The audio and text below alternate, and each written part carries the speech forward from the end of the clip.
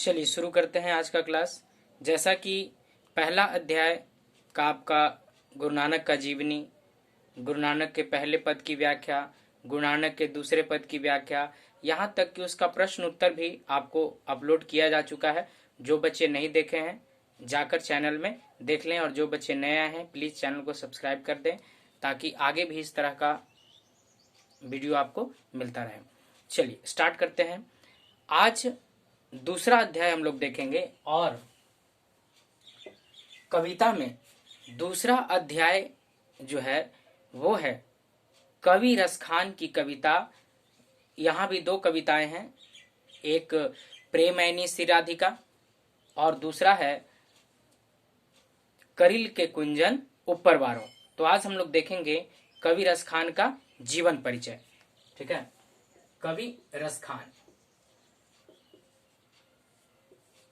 कवि रसखान, जैसा कि नाम से ही आपको लग रहा होगा, यहाँ देखिए खान लगा हुआ है। कवि रसखान की अगर जीवनी की हम बात करें तो सबसे पहले जो इनका मूल नाम है वो था सैयद इब्राहिम या इब्राहिम खान। सैयद इब्राहिम या इब्राहिम खान, सच बात है ये एक मुस्लिम व्यक्ति थे, लेकिन आगे चलकर हिंदू धर्म से और वैष्णव संप्रदाय से इतने ज्यादा प्रेरित हुए कि इन्होंने हिंदू धर्म को स्वीकार कर लिया। चलिए शुरू करते हैं। कवि रसखान का मूल नाम सैयद इब्राहिम या इब्राहिम खान था, और जहां तक जन्म तिथि का सवाल है तो जन्म तिथि के बारे में अलग अलग विद्वानों के बीच अलग अलग बातें कही जाती हैं, यानी जन्म तिथि के विषय में मतभेद है। इसीलिए आज तक निर्धारित जन्म तिथि नहीं बताई जा सकती। हाँ, वो बात अलग है कि गूगल पर आप जाइएगा तो कई वेबसाइट्स जो हैं कई अलग अलग जानकारियां आपको देंगे, लेकिन इन जानकारियों से आपको भ्रमित नहीं होना है, क्योंकि बिहार बोर्ड की जो आपकी पाठ्य पुस्तक है वो अकेले नहीं बल्कि कई लेखक बड़े बड़े मिलकर उसको क्या करते हैं, लिखते हैं। तो इसमें स्पष्ट रूप से लिखा हुआ है कि रसखान का जो जन्म तिथि है वो निर्धारित नहीं किया जा सका है, इसलिए इस विषय में कोई ठीक जानकारी प्राप्त नहीं होती है। लेकिन इनका एक ग्रंथ है, ठीक है, प्रेम वाटिका, जो कि 1610 ईस्वी के आसपास लिखा गया है, और इससे आप अंदाजा लगा सकते हैं कि इनका जन्म भी लगभग 1610 ईस्वी के आसपास हुआ था। ठीक है, और इनका जन्म हुआ कहाँ, तो दिल्ली के पठान राजवंश में ये उत्पन्न हुए थे, और इनका जो रचना काल है वो मुगल शासक जहांगीर का शासनकाल या राज्यकाल है। लेकिन जब दिल्ली पर मुगलों का आक्रमण हुआ, मुगलों का आधिपत्य हुआ, तो पठान राजवंश को गद्दी से भागना पड़ा, छोड़कर गद्दी छोड़कर। आमतौर पे प्राचीन इतिहास को पढ़िएगा तो आक्रमण होते रहे हैं। तो मुगलों का जब आक्रमण हुआ तो पठान राजवंश दिल्ली की गद्दी को छोड़कर भाग गया, उसकी हार हो गई। तो कवि रसखान भी दिल्ली को छोड़ दिए और वृंदावन चले आए और श्री कृष्ण की भक्ति में लीन हो गए। एक बहुत बड़ा ग्रंथ है हिंदू धर्म में, 252 वैष्णवन की वार्ता।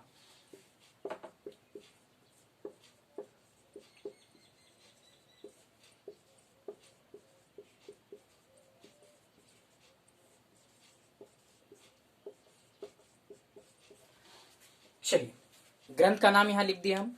एक ग्रंथ है 252 वैष्णवन की वार्ता।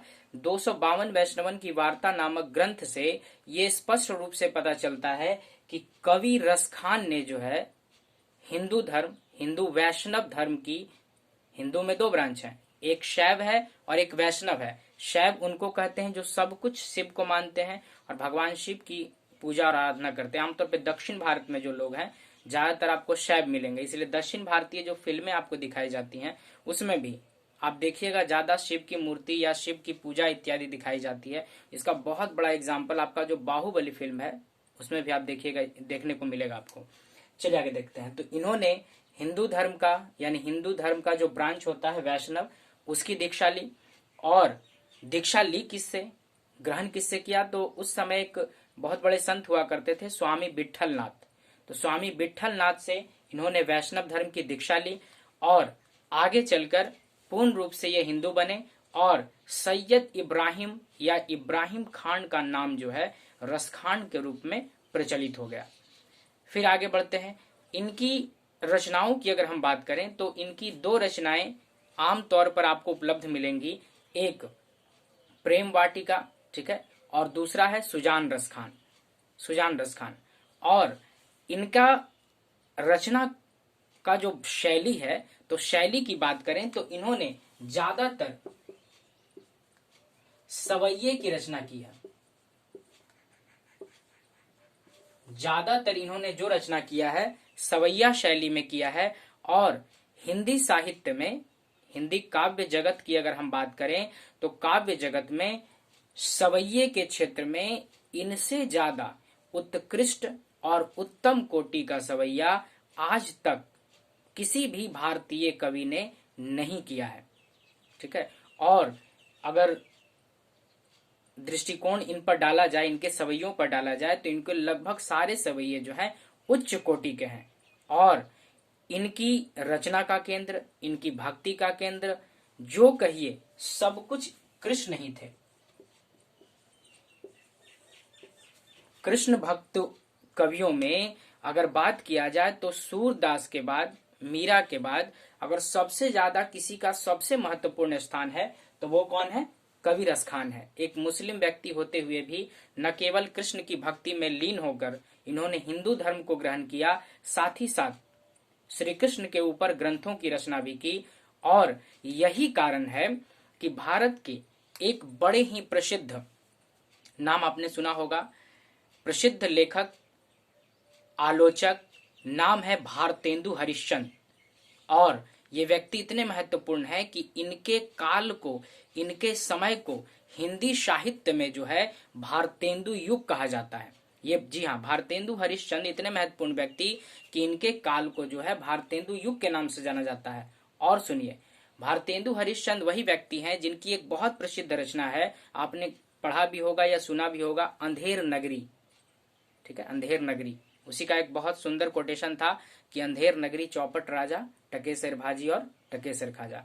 तो उसी के रचनाकार भारतेंदु हरिश्चंद्र ने इनके विषय में एक बहुत ही महत्वपूर्ण बात कही। उन्होंने कहा कि इन मुस्लिम हरिजनन पे कोटिन हिंदू वारिये। आमतौर पर ऑब्जेक्टिव में ये क्वेश्चन पूछता है कि रसखान के विषय में भारतेंदु हरिश्चंद्र ने क्या कहा, या घुमाएगा तो ऐसे पूछता है कि इन मुस्लिम हरिजनन पे कोटिन हिंदू वारिये, ये कथन किसका है? इसका मतलब समझ लीजिए, कथन तो आप समझ गए, भारतेंदु हरिश्चंद्र का है रसखान के विषय में। इसका अर्थ क्या होता है? इन मुस्लिम हरिजनन पर, इस तरह के मुस्लिम हरिजनन, हरिजन मतलब हरि के जन, हरि के लोगों पर, हरिजन का मतलब हरि का जन, हरि का लोग। और ये जो शब्द का इस्तेमाल है सर्वप्रथम महात्मा गांधी ने किया था। उपेक्षित वर्ग के लिए हरिजन शब्द का इस्तेमाल सर्वप्रथम महात्मा गांधी ने किया था, वहीं से ये शब्द प्रचलित हुआ। तो भारतेंदु हरिश्चंद्र ने कहा कि इन मुस्लिम हरिजनन पे कोटिन हिंदू वारिये, मैं इस तरह के मुस्लिम हरिजन अर्थात हरि के लोगों पर करोड़ों हिंदू भी न्यौछावर कर दूंगा। अर्थात कहने का मतलब था कि श्री कृष्ण के प्रति जो भक्ति, जो श्रद्धा, जो लगाव, जो झुकाव रसखान का है, वो करोड़ों हिंदुओं को के बराबर है, ठीक है। इनके कथन का ही अर्थ है। आगे आगे हम लोग देखते हैं इनका जो पहला रचना है या जो दूसरा रचना है, यहाँ रचना लिया गया है रसखान रचनावली से। इनके पदों की व्याख्या हम लोग करेंगे, थोड़ा सा इसका अर्थ भी देखेंगे, ठीक है।